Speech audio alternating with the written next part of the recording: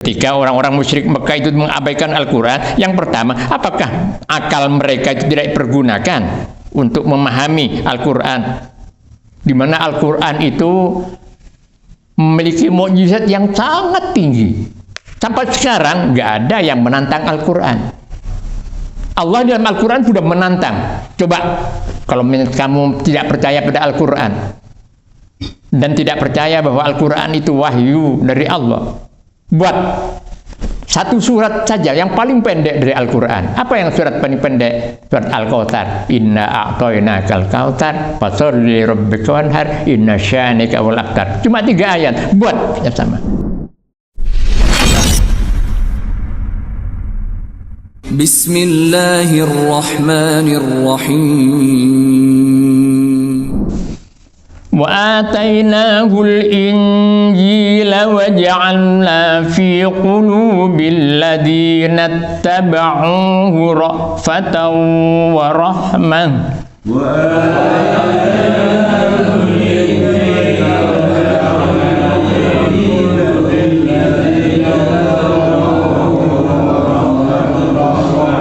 Warahbaniyatan ibtada'uha ma katabna alaihim illa ibtigha'a ridwanillah.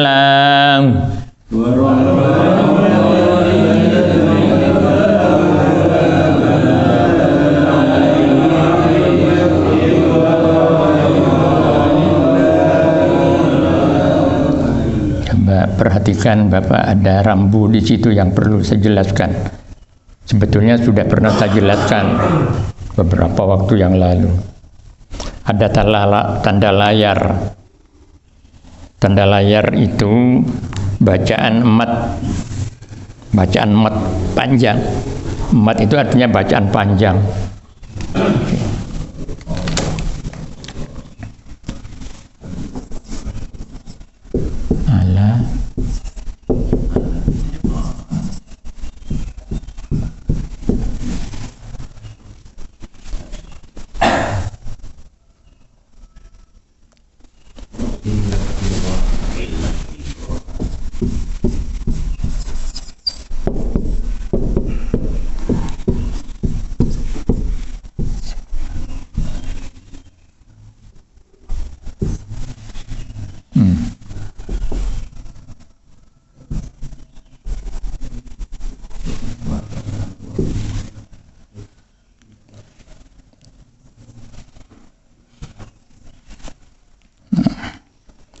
Itu sama, tandanya sama, tapi cara membacanya beda.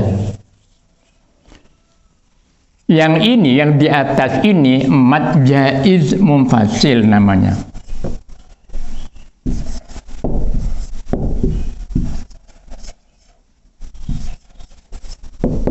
Mad jaiz munfasilun.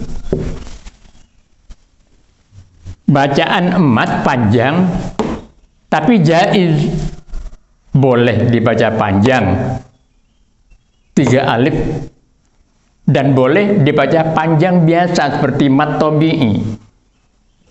Ala asarihim, bisa juga ala asarihim. Kenapa? Karena bacaan mat ala ini ketemu dengan hamzah, ini hamzah. Di lain kalimat, ala satu kalimat, asarihim kalimat lain. Sehingga di sini bacaannya disebut mad jaiz munfasil. Bacaan panjang yang jaiz. Artinya jaiz itu boleh. Boleh artinya apa? Boleh dibaca panjang 3 alif sebagaimana mat di bawah ini, dan boleh dibaca seperti mat tabi'i, mat asli. 1 alif, 2 ketuan. Jadi 1 alif itu 2 ketuan. Nah, ini. Kalau 3 alif berarti 6 ketuan. 6 alif. Ini mad jaiz. Sedang yang di bawah mat wajib muttasil. Mat wajib muttasilun.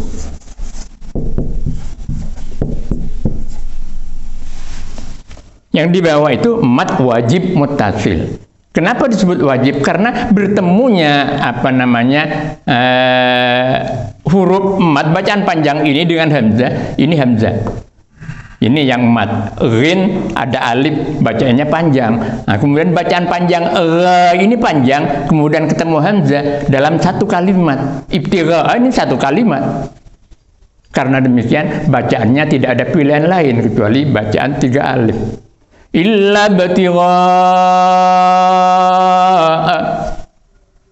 Itu bedanya. Sama tandanya, sama-sama layar. Tapi cara bacanya berbeda. Paham Bapak ya? Berarti depan itu.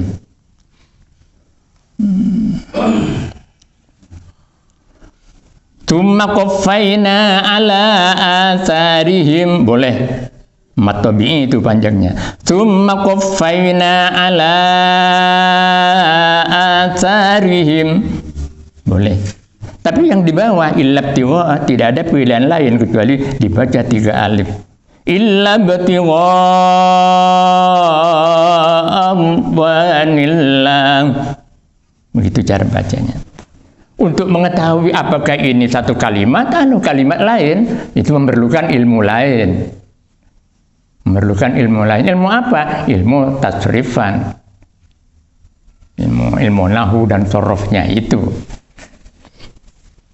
Makanya ketika ada ajakan, mari kita kembali ke Al-Quran, kembali ke Al-Quran.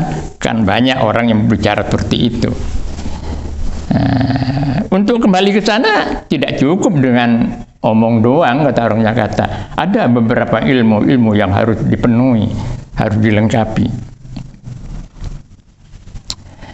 Itu rambu bacaan. Illa ibtigha ridwanillahi fama ra'awha haqqa ri'ayatiha.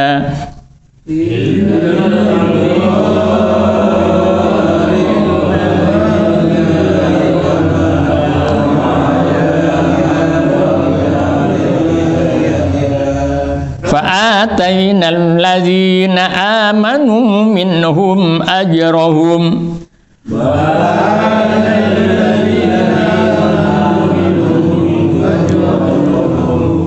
Ini gunanya bacaan Al-Quran kalau rambu-rambu ini diperhatikan, enak didengar. Karena ada intuisi, ada pendek, ada panjang biasa. Oleh karenanya, yang mad tabi'i jangan dipanjang-panjangkan. Yang mad biasa, jangan dibaca panjang sama 3 alif. Salah itu cara bacanya. Sehingga semuanya kedengarannya nggak enak didengar di telinga. Ini mad biasa ini. Fa'ataina mad tabi'i. Kalau kemudian dibaca panjang, fa'atainal. Nah, wa katsirum minhum fatiqun.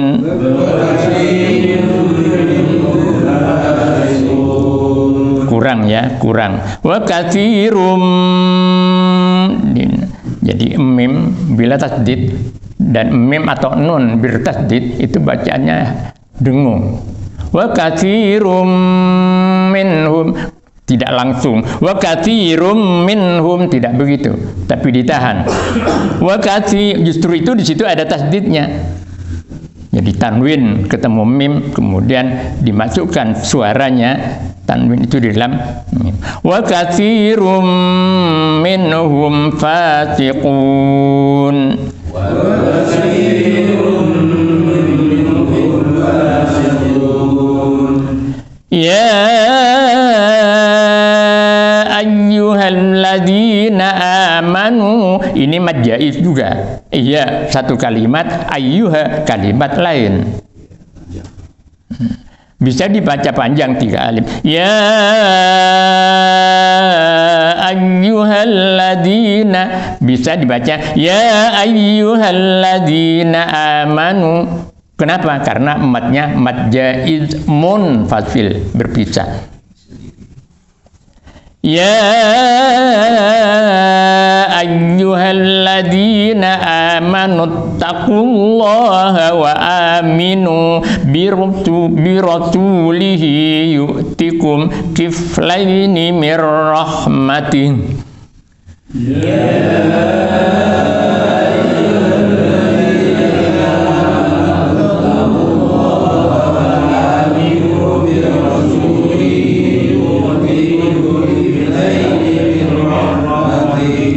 Cuman kalau baca bareng begini, kalau untuk mat jaiz munfasilnya bisa tidak sampak.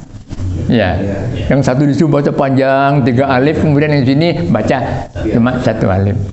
Jadi nggak kedengaran. Jadi sebaiknya kalau baca bareng begini, ya kita menggunakan 3 alif itu, sehingga kedengarannya sampak. Nah, kalau baca sendiri, karena keburu misalnya tidak apa-apa. Kemudian baca sendiri, misalnya di rumah, ya kalau tepat pada ayat yang jaiz munfasil bisa dengan menggunakan mat tabi'i, mat panjang biasa. Wa yaj'al lakum nuran tamshuna bihi wa yaghfir lakum. Wa yaj'al lakum nuran tamshuna bihi wa yaghfir lakum. Wallahu ghafurur rahimun li'alla ya'lama ahlul kitabi alla yaqdiruna ala syai'im min fadlillah. Wallahu rahimun li'alla ya'lama ahlul kitabi alla yaqdiruna ala syai'im. Nah, lam alif kecil itu di sini di akhir ayat. Di akhir ayat. Tapi walaupun di akhir ayat maknanya belum sempurna. Belum sempurna. Sehingga sebaiknya atau yang lebih baik cara membacanya dilanjutkan. Rahimul li'alla. Karena demikian lamnya li'alla itu ada tasdid. Ya, ada tasdid kan. Jadi rahimul li'alla maksudnya diperintah untuk melanjutkan bacaan itu. Wallahu ghafurur rahimul li'alla. Berhenti sih boleh. Li'alla ya'lam. Mana? Wa anna Allah wa alla yaqdiruna ala syai'in min fadlillahi wa annal fadla biyadillahi yu'ti man yasha.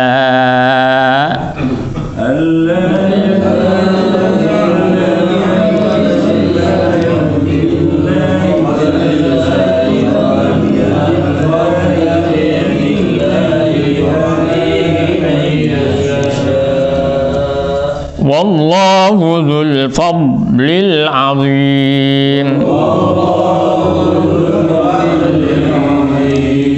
Shadaqallahul azim.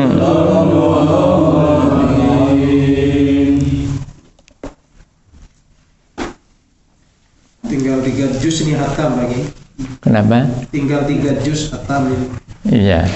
Nyambelin bi berarti? Oh, terserah. Yang nyambeli itu Mungkin nyambeli. Ini nas-manas namun lambat Kamto saya. Kalau dulu almarhum Pak Kamto itu yang nanggung kambingnya. Sekarang nggak tahu siapa apaan pemain. Badan najam. Baik Bapak.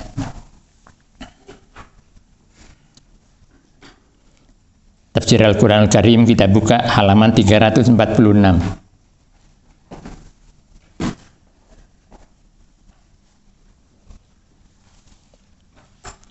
Halaman 346 surah Al-Mu'minun ayat 68.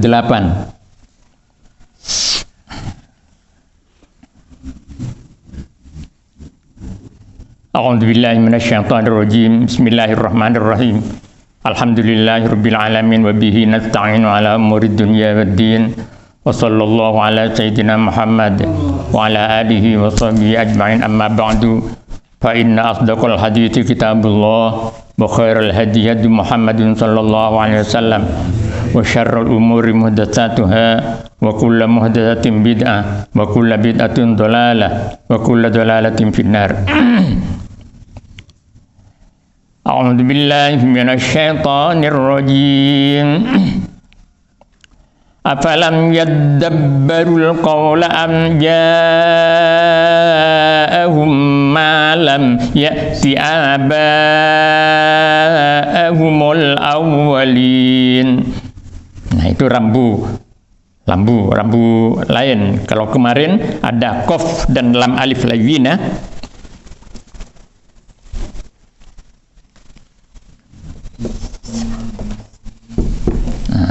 nah sini shad. Ini al-waqfu aula. Di sini al-waslu aula. Kalau qaf dengan lam alif lajina, al-waqfu aula, di situ berhenti lebih utama bagi ayat, potongan ayat yang ada tandanya seperti ini. Kalau ada begini, itu al-waslu aula, menyambung bacaan itu lebih utama. Seperti ini.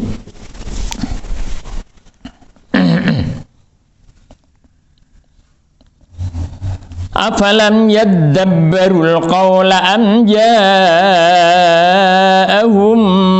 ma lam ya'ti aba'ahumul awwalina am lam ya'rifu rasulahum fahum lahu munkiruna am yakuluna bihi jinnah. Kenapa ini ada lebih utama disambung? Karena 4 ayat ini merupakan rangkaian di mana Allah Subhanahu wa taala mengecam orang-orang musyrik Mekah ketika mereka mengabaikan Al-Qur'an dan kemudian mengingkari kenabian baginda Rasul Muhammad sallallahu alaihi wasallam. Karena demikian, maka yang lebih utama itu bacaan ini dilanjutkan. Al-awwalina am lam ya'rifu rasulahum munkiruna am yakuluna bihi jinnah. Terusnya. Am yakulu bal ja'ahum bil haqqi wa aktsaruhum lil haqqi karihun. Walau ittaba'al haqqu ahwa'ahum lafasadatis samawati wal ardu wa man fihin. Itu al-waqfu aula. Nah, ketika wakaf di situ ada non bertasdid, cara wakafnya suaranya non tidak langsung hilang. Wa man fihin tidak begitu, tapi ditahan, suaranya ditahan. Wa man fihin. Jadi orang yang mendengarkan langsung tahu bahwa yang diwakafkan itu adalah non bertasdid. Wa man fihin ditahan, tidak langsung berhenti. Wa man fihin, bukan begitu. Bal atainahum bidzikrihim fahum an dzikrihim mu'ridun. Sadaqallahul adzim. Alhamdulillah, kita dipertemukan kembali oleh Allah Subhanahu wa taala dalam kajian Al-Qur'an, di mana Al-Qur'an itu sebagaimana sering saya sampaikan kemarin, pada minggu yang lalu juga saya sampaikan keistimewaan Al-Qur'an yang merupakan mukjizat terbesar bagi Nabi Muhammad sallallahu alaihi wasallam, bahkan bagi nabi-nabi yang lain. Mukjizat nabi-nabi yang lain itu hilang begitu nabi-nabi itu wafat. Mukjizat Nabi Musa, tongkatnya menjadi ular. Begitu Nabi Musa wafat, tidak ada lagi tongkat bisa jadi ular. Mukjizat Nabi Musa tangannya dimasukkan ke sakunya, kemudian dikeluarkan, kemudian menjadi listrik. Umpama ada sekarang, tidak usah repot-repot, beli pulsa. Ya, dimasukkan ke sakunya gini, dikeluarkan, langsung jadi listrik, padam. Begitu Nabi Musa wafat, tidak ada ini. Nabi Isa juga begitu. Nabi Isa diberi kemampuan oleh Allah untuk menghidupkan orang mati. Begitu Nabi Isa wafat, tidak ada itu, hilang mukjizatnya. Tapi Nabi Muhammad Al-Quran, walaupun Nabi sudah wafat kira-kira 1400 tahun yang lalu, Al-Quran masih tetap menjadi mukjizat beliau. Mukjizat yang terbesar. Karena demikian keistimewaan yang dimiliki oleh Al-Quran sungguh sangat luar biasa. Sangat luar biasa. Dan itulah sebabnya ketika setiap kita kaji Al-Quran ini, selalu saya beri motivasi agar supaya kita mencintai Al-Quran, dan kemudian karena itu belajar membacanya dengan baik, dengan benar, dan kemudian mencoba untuk mengetahui makna demi makna dari Al-Quran itu sendiri, dan kemudian bisa mengamalkannya. Amin ya rabbal alamin. Pada ayat sebelumnya, 2 ayat terakhir dari kajian sebelumnya, yaitu qad kanat ayati tutla alaikum, ayat 66. Qad kanat ayati, sungguh telah ada ayat-ayatku, firman Allah, tutla, selalu dibacakan ayat itu, alaikum, kepada kamu orang-orang musyrik Mekah. Fakuntum, dan ada kamu ala aqabikum tangkisun, kemudian kamu berbalik ke belakang. Artinya mengabaikan, tidak memerhatikan. Mustakbirina, seraya menyombongkan diri. Nah, pada ayat 68 ini, makna daripada ayat 66 dan ayat 67 itu diulas lagi oleh Allah Subhanahu wa ta'ala. Disampaikan lagi oleh Allah Subhanahu wa ta'ala dengan cara yang berbeda. Dengan cara yang berbeda. Kalau pada ayat 66 dan 67 itu, bahkan ayat sebelumnya, Allah menggunakan kalimat-kalimat itu dengan persona kedua. Persona kedua itu artinya orang kedua. Kalau dalam tata bahasa Arab itu disebut domir mukhotob. Orang yang diajak bicara itu persona kedua. Karena kata ganti itu ada 3. Ada kata ganti orang, kata ganti orang pertama. Nah, kata ganti orang pertama itu saya dan kami atau kita, itu kata ganti orang pertama. Kata ganti orang kedua itu kamu, ada di depannya berhadap-hadapan. Kata ganti orang ketiga mereka yang tidak ada kelihatan, bukan si pembicara, bukan orang yang diajak bicara, tapi orang lain yang jauh. Nah, di sini Allah pada ayat yang kita kaji pagi ini menggunakan persona ketiga.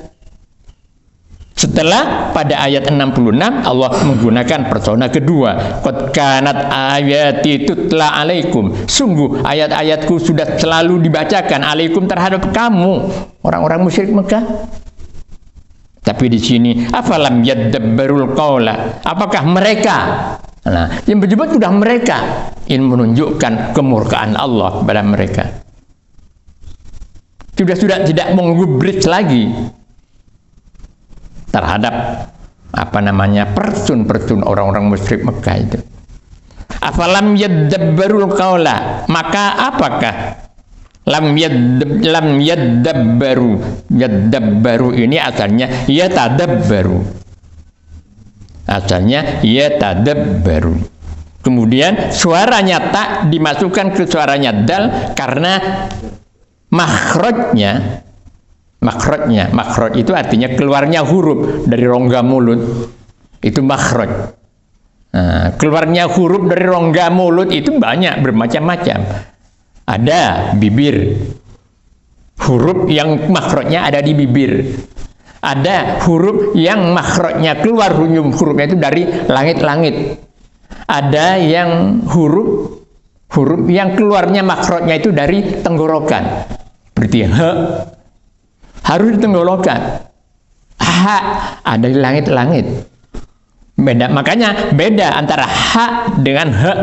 Kalau he di tenggorokan sampai ke dada. Itu makhraj.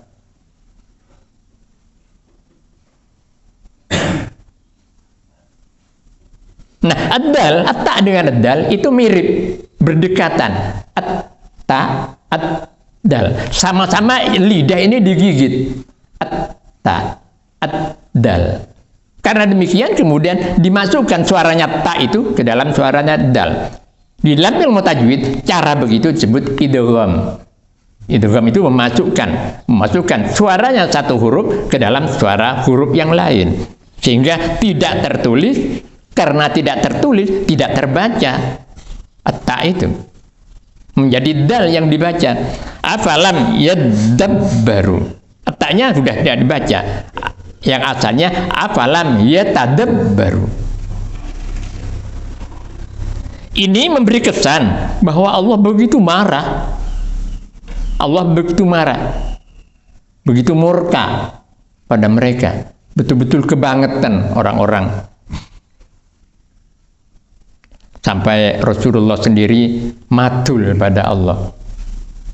Wa qala ar-rasulu inna qaumi ittakhadhu hadzal qur'ana mahjura. Wa qala ar-rasulu, dan berkata siapa Rasul? Yang dimaksud Nabi Muhammad. Inna qaumi ittakhadhu hadzal qur'ana mahjura. Ya Allah, sungguhnya kaumku ini menggunakan Al-Quran itu sesuatu yang diabaikan, dicuekin Al-Quran itu. Sampai begitu Rasulullah. Hanya ini yang menggunakan ya Rabbi. Ada tanda panggil, kata seru, ya Rabbi. Yang lain nggak ada. Nabi-nabi itu karena dekatnya kepada Allah, ketika berdoa, ketika munajat pada Allah tidak menggunakan ya. Tidak menggunakan ya. Tapi Nabi Muhammad untuk ayat ini menggunakan ya. Ya Rabbi, wahai Tuhanku, inna qaumi ittakhadhu hadzal qur'ana mahjura. Sungguhnya kaumku telah menyikapi Al-Qur'an ini sesuatu yang diacuhkan, tidak acuh tak acuh terhadap Al-Qur'an. Diaculkan oleh Nabi, saking tambengnya.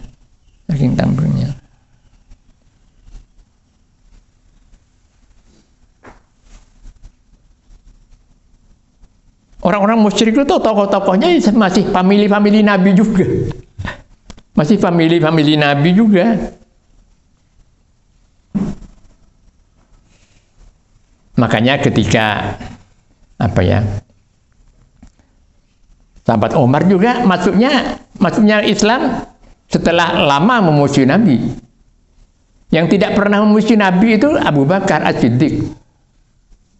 Tidak pernah memusuhi. Sayyidina Ali tidak pernah memusuh dengan Nabi. Sayyidina Ali itu sepupunya. Jadi dari anak-anak Sayyidina Ali yang pertama kali masuk Islam, dari orang dewasa yang masuk Islam pertama kali sahabat Abu Bakar, dari perempuan Siti Khadijah.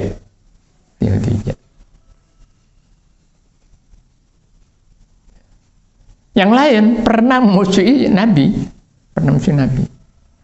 Oleh karenanya ya sekarang sibuk-sibuk atau rame-rame klaim-klaim nasab Alawi ini, jangan-jangan mereka itu dari golongan-golongan famili Nabi yang dulu memusuhi Nabi. Bisa saja termasuk seperti itu, seperti Abu Sufyan. Itu baru masuk Islam setelah tahun ke-8 Hijrah. Pada saat Mekah ditaklukkan, Fathu Mekah. Masih ada hubungan famili juga dengan Nabi. Jangan-jangan saya tidak menuduh, saya tidak paham terhadap nasab-nasab Alawi, Al-Idrus, Al-Atos, Al-Segab, saya nggak paham itu. Cuma jangan-jangan karena hidungnya mancung kemudian sama-sama mengklaim keturunan Nabi. Tambah ramai sekarang rupanya belakangan ini. Media sosial. Ya, kita jangan terlalu mengiyakan dan tidak terlalu menidakkan. Ya, biasa-biasa saja. Baik. Afalam yadabbaru, maka apakah mereka? Nah, kalau tadi di ayat sebelumnya itu kamu, sekarang mereka. Sudah tidak menggubris lagi Allah kepada pribadi mereka. Afalam yadabbaru, maka apakah mereka tidak memahami al-qaula, kepada perkataan. Yang dimaksud perkataan di sini adalah Al-Quran. Ulama menganalisa ucapan ini, Al-Quran disebut al-qaula, perkataan, karena untuk melecehkan dan mengecilkan makna daripada mereka itu yang mengabaikan Al-Quran, yang mengacuhkan Al-Quran. Kalau terhadap perkataan saja mereka tidak mau memahami, maka tidak ada perkataan apapun yang bisa mereka pahami, sehingga mereka akalnya dipersamakan dengan binatang. Jadi arahnya ke sana. Allah melukiskan Al-Quran itu dengan al-qaula, perkataan. Bahwa kalau terhadap perkataan saja mereka tidak mau memahami maknanya, maka tidak akan lagi ada perkataan-perkataan yang bisa mereka pahami. Kalau sudah begitu artinya akalnya itu sama dengan binatang. Bahkan lebih sesat dari binatang. Dalam surah Al-A'raf, Pak Guru.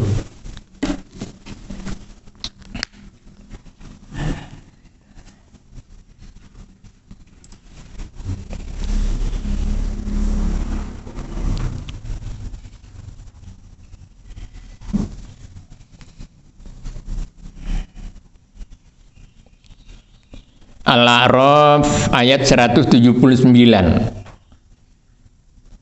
Al-A'raf ayat 179, walaqad dara'na li jahannama katsiran minal jinni wal insi lahum qulubun la yafqahuna biha, dan seterusnya. Bismillahirrahmanirrahim. Walaqad dara'na li jahannama katsiran minal jinni wal insi lahum qulubun la yafqahuna biha walahum a'yunun la yubsiruna biha walahum adanun la yasma'una biha ulaika kal an'ami bal hum adallu ulaika humul ghafilun. Artinya, dan sungguh akan kami isi neraka jahanam banyak dari kalangan jin dan manusia.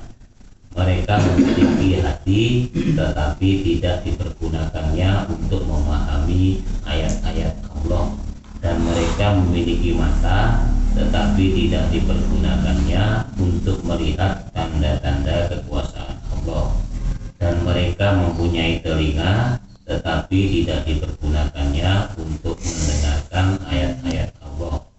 Mereka seperti hewan ternak, bahkan lebih sesat lagi. Mereka itulah orang-orang yang bangga. Ulaika kal an'am. Orang punya hati, tapi hatinya tidak bisa untuk memahami sesuatu kebenaran. Orang punya mata, tapi penglihatannya tidak bisa melihat sesuatu yang benar. Tanda-tanda bukti kekuasaan Allah. Mereka punya telinga, tapi telinganya tidak bisa mendengarkan kebenaran mau'idhah hasanah, peringatan-peringatan Al-Quran. Mereka ulaika kal an'am, mereka seperti binatang, bahkan bal adall, lebih sesat dari binatang. Binatang bisa mengambil manfaat dari sesuatu di lingkungannya, tapi ketika ada mudarat dia tidak mau, menjauh. Binatang, ada api misalnya, kemudian di sini ada rumput hijau, datang sana makan, kemudian api, menjauh dari api. Tidak mau binatang terjun ke api. Tapi manusia yang tidak menggunakan hatinya, tidak menggunakan matanya, penglihatannya, dan pendengarannya untuk kebaikan, mereka lebih jahat, lebih sesat dari binatang. Berarti dia menjerumuskan dirinya pada neraka. Perlu saya sampaikan di sini, walaqad dara'na li jahannama katsiran minal jinni wal insi. Itu Imam Shawi, tafsir yang sering saya baca itu mengulas bahwa yang lebih banyak penghuni neraka itu daripada penghuni surga. Kemudian di situ disebutkan setiap satu orang yang masuk surga, yang 99 orang masuk neraka semua. Mudah-mudahan kita termasuk yang satu itu. Jadi di antara 1000, satu orang yang masuk surga. Yang 99 masuk neraka semua. Masya Allah. Alhamdulillah. Mudah-mudahan sekali lagi kita berdoa, mudah-mudahan termasuk yang satu itu. Jadi kalau penduduk dunia itu berapa miliar misalnya, atau berapa triliun misalnya, ya tinggal persentasekan itu. 1 triliun itu berapa ribu. Nah, kemudian setiap 1000 kita ambil 1 untuk masuk surga. Mudah-mudahan semua yang masuk di situ. Amin. Nah, orang-orang musyrik Mekah itu begitu, menggunakan punya hati tapi tidak bisa memahami, punya mata tapi tidak bisa melihat kekuasaan Allah, tanda-tanda kekuasaan, punya telinga tapi tidak bisa mendengar ajakan-ajakan Al-Qur'an dan seterusnya. Ulaikal anam. Nah, di sini Allah menggunakan Al-Qur'an itu dengan menunjuk al-qaulah, perkataan. Apakah mereka tidak memahami al-qaulah kepada perkataan, yakni Al-Qur'an? Ini yang pertama. Yang pertama. Jadi sanggahan Allah ketika orang-orang musyrik Mekah itu mengabaikan Al-Qur'an. Yang pertama, apakah akal mereka itu tidak dipergunakan untuk memahami Al-Qur'an? Di mana Al-Qur'an itu memiliki mukjizat yang sangat tinggi. Sampai sekarang nggak ada yang menantang Al-Qur'an.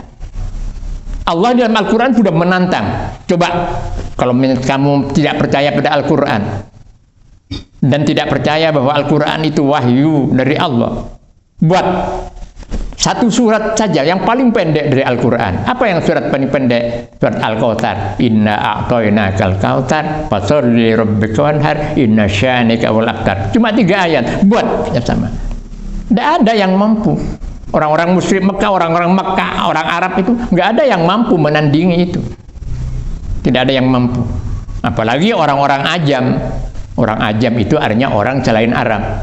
Jadi ada istilah Al-Arab dan Al-Ajam. Al-Ajam itu semua bangsa selain bangsa Arab disebut bangsa Ajami. Dalam istilahnya seperti itu. Apalagi mereka Indonesia, orang Malaysia, orang Inggris, semakin tidak mampu karena sastra Arabnya tidak menguasai. Nah, dulu di Mekah itu pada zaman jahiliyah ada semacam FFI ya, festival film kalau di Indonesia. Ada lomba sastra Arab. Yang menang dicantumkan pengumumannya itu di Ka'bah, di dinding Ka'bah. Dicantumkan di situ. Namanya Pasar Okad, Suku Okad. Ain, Kaf, Alif, Ulwa, Okazun.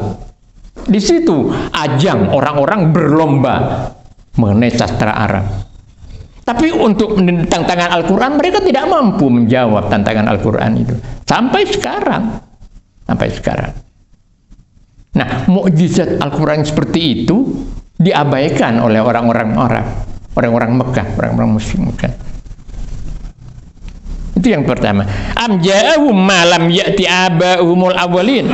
Ataukah datang kepada mereka orang-orang Arab itu, orang-orang musyrik Mekah itu, malam ya'ti aba'ahumul awwalin, sesuatu yang tidak datang kepada leluhur mereka yang dahulu. Apakah datang kepada kamu sesuatu yang kemudian kepada nenek moyang mereka, leluhur mereka tidak datang sesuatu itu? Yakni ini ada beberapa pendapat ulama memahami potongan ayat ini. Apakah orang-orang musyrik Mekah itu mengabaikan Al-Qur'an karena datang kepada mereka peringatan bahwa ada jaminan bagi mereka ketika mengabaikan Al-Qur'an tidak akan disiksa oleh Allah Subhanahu wa taala. Apakah kepada mereka datang jaminan seperti itu? Sementara leluhur mereka diadab oleh Allah karena jaminan itu tidak diberikan kepada mereka. Ada yang memahaminya seperti itu. Artinya leluhur mereka itu diadab oleh Allah.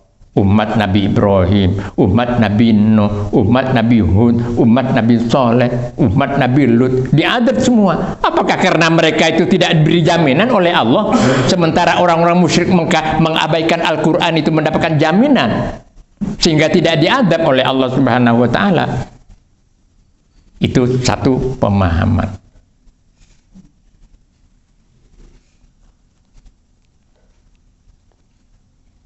Amlam ya'rifu rasulahum.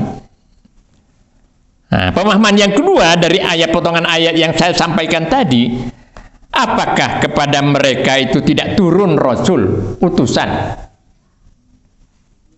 Sedang kepada bangsa Arab, orang-orang musyrik Mekah itu diturunkan seorang rasul, sedang kepada mereka, leluhur mereka tidak diturunkan. Itu sanggahan dari Allah. Kemudian amlam ya'rifu rasulahum, apakah mereka orang-orang Arab, orang-orang musyrik Mekah itu tidak mengenal rasulahum kepada utusan mereka? Artinya utusan yang diutus oleh Allah kepada mereka, kepribadiannya, pribadinya. Fahum lahu mungkirun, sehingga mereka memungkirinya. Ini sanggahan fatal kepada orang-orang musyrik Mekah. Kenapa? Karena Nabi Muhammad itu sejak remaja sudah sangat dikenal. Sudah sangat dikenal oleh kaumnya. Yang pertama, dikenal sebagai seorang yang terpercaya. Bukti keterpercayaan Nabi Muhammad itu dipercaya oleh Siti Khadijah untuk menjalankan dagangannya. Siti Khadijah orang kayanya orang Mekah, saudagar perempuan kaya. Nah, Nabi Muhammad masih remaja sudah dipercaya untuk menjalankan dagangannya Siti Khadijah ini, sampai pada akhirnya dia dipertemukan oleh Allah menjadi suami istri. Yang kedua, ini peristiwa sebelum kenabian. Yang kedua, ketika terjadi renovasi Ka'bah, Hajar Aswad dipindahkan sementara, kemudian untuk mengembalikan kembali Hajar Aswad ini, mereka bertengkar, suku-suku itu bertengkar. Aku yang berhak, suku kami yang berhak, bertengkar. Nah, kemudian untuk mendamaikan ini, kemudian sepakat menyerahkan kepada Nabi Muhammad untuk mengangkat Hajar Aswad itu ke tempatnya semula. Ini sebelum kenabian, sebelum Nabi diangkat menjadi nabi, menjadi rasul. Sudah dipercaya untuk seperti itu. Artinya di kalangan masyarakatnya Nabi sejak remaja sudah dikenal baik sebagai orang yang terpercaya. Dan sangat bijaksana Nabi ketika mereka menyetujui Nabi supaya mengangkat kembali, mengembalikan kembali Hajar Aswad itu ke tempat semula. Nabi mengambil satu selendang kain, kemudian Hajar Aswad diletakkan di tengah, empat suku itu supaya memegang pojok-pojoknya, ujung-ujungnya. Akhirnya bersama-sama mereka mengangkat Hajar Aswad itu, dan Nabi yang mengambil Hajar Aswad itu ditempatkan di tempatnya semula. Ini sekali lagi sebelum Nabi diangkat menjadi rasul. Diangkat menjadi rasul. Artinya sudah sangat dikenal. Kok mereka memungkiri? Ya sudah kenabian, sudah dikenal.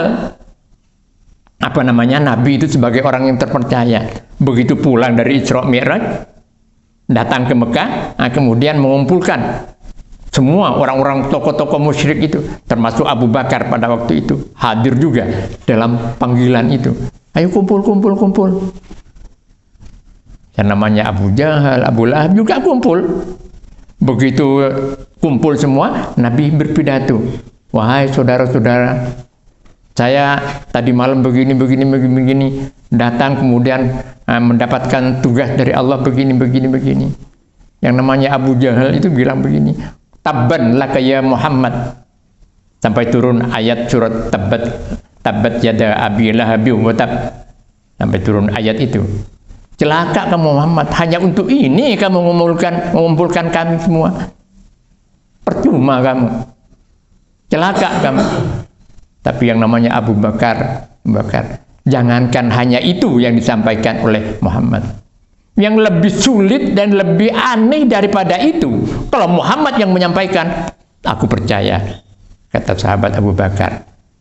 Sejak itu, Sayyidina Abu Bakar diberi gelar As-Siddiq. Jadi Abu Bakar As-Siddiq yang imannya benar. As-Sad, Dal, Qaf. As-Siddiq terdiri dari Sad, huruf Sad, Dal, dan Qaf. Karena itu, sodakoh terdiri di Sad, Dal, dan Qaf. Kenapa? Pemberian itu disebut sodakoh, terdiri dari Sad, Dal, dan Qaf. Karena menunjukkan keimanan yang benar dari seorang yang suka bersedekah. Berat bersedekah itu. Orang yang suka bersedekah berarti imannya sudah mantap, sudah benar. Karena kata sedekah terdiri dari Sad, huruf Sad, Dal, dan Qaf. Sama dengan As-Siddiq. Sad, Dal, dan Qaf. Abu Bakar As-Siddiq. Jadi semuanya sudah kenal, tapi di sini dibantah oleh Allah. Amlam ya'rifu rasulahum, apakah mereka tidak mengenal pribadi Rasul yang diutus oleh Allah kepada mereka? Fahum lahu mungkirun, sehingga mereka itu memungkiri Nabi? Tidak. Nah terus bagaimana? Ada 4 ini, ada 4. Yang 2 kita lanjutkan pada yang akan datang. Ada 4. Jawabannya bagaimana yang sebenarnya? Nanti di belakang penjelasannya. Yang sebenarnya bahwa mereka itu karena tidak suka terhadap kebenaran. Tidak suka kepada kebenaran. Mungkirun. Am yakulu nabi jinna, wallahu a'lam bishawab.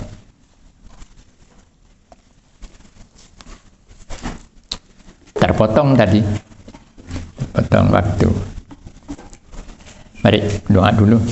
Kalamun qadimul la yamullu sama'uhu tanazzaha an qawlin wa fi'lin wa niyyati bihi ashtafi min kulli da'in wa nuruhu dalilun li qalbi 'inda jahli wa hirati faya rabbi mati'ani bisirri hurufi wa nawwir bihi qalbi wa sam'i wa muqlati wa salli wa sallim ya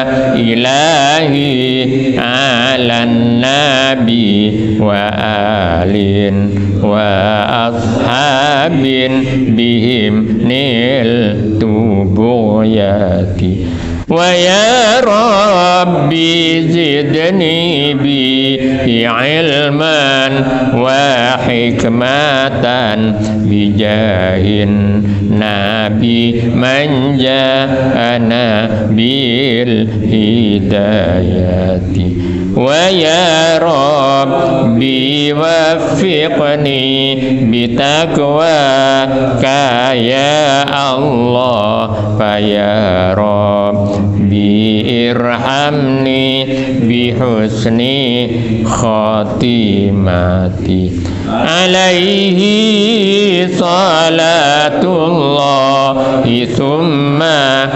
salamuhu wa alin wa ashabin bihim nil tuhayati.